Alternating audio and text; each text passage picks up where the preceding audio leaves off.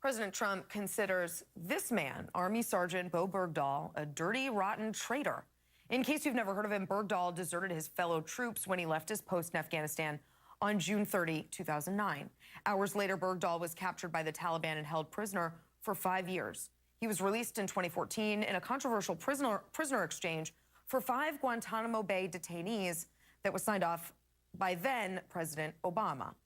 Bergdahl, who pleaded guilty last week to charges of desertion, is facing up to life in prison at a sentencing hearing underway at Fort Bragg.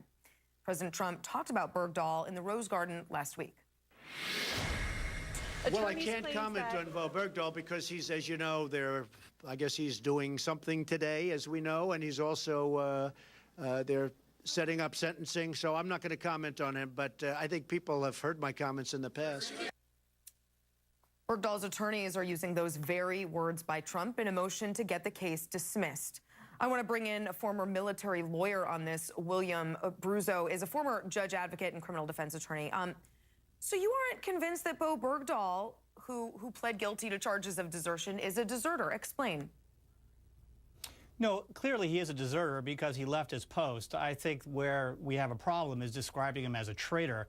This is someone who the Army knew had mental health issues. You have to remember, 2 years before joining the Army, he washed out of the Coast Guard less than 30 days in for mental health reasons. 2 years later, in 2008, he enlisted in the Army at a time of war. They knew about his previous negative discharge from the Air Force, and they took him in. Here's the other thing.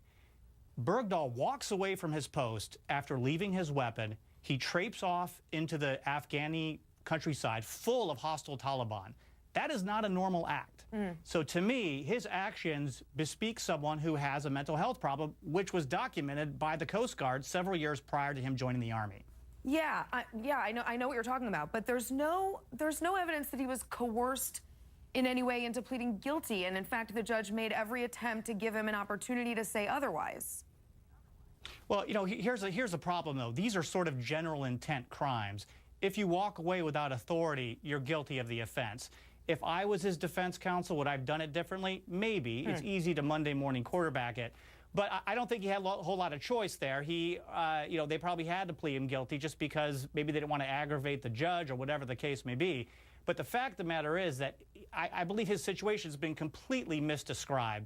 This is someone at a time he wanted to join the military. He tried not once but twice to join the military. At a time we have people at the highest levels of our government who did everything possible to avoid military service. Here's a young man who tried not once but twice and served in a combat zone and joined the Army knowing he would be going to a combat zone. So how do Trump's comments from the campaign trail have a legal impact on Bergdahl's case? Explain that. So here's the thing about the military, is that when you have someone who's in a very high level of authority, they have, for example, the president, everyone in the military is in his chain of command. So when the president says something, that definitely can affect them. And the problem here is it's called undue command influence. When you have a high-ranking person saying things that might tend to indicate how he believes a jury or a judge should act, that's a problem. So, you know, while he was a candidate, he said he wanted to have Bergdahl dropped out of an airplane without a parachute, that he was a traitor, all these horrible, unprofessional things. And then as president, just yesterday, he said something to the effect of, you know what I said before, sort of confirming, you know, what he had said before.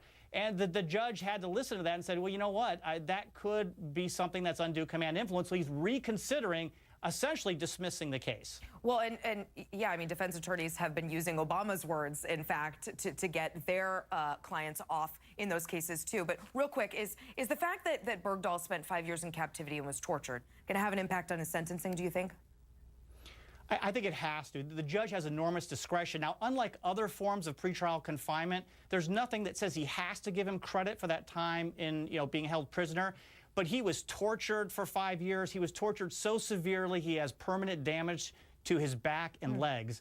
So this is something that definitely has to be taken into consideration. Okay, well, thanks so much for joining me. I really appreciate it. Thanks for having me, Essie.